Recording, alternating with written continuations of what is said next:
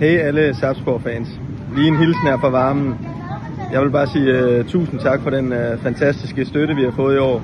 Både på hjemmebane og udebane. Det er noget, vi har sat utrolig meget pris på.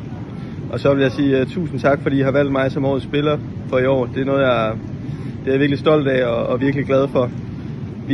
Vi ses i det nye år til en endnu bedre sæson. God jul og godt nytår. Skål! Falk Accelerator.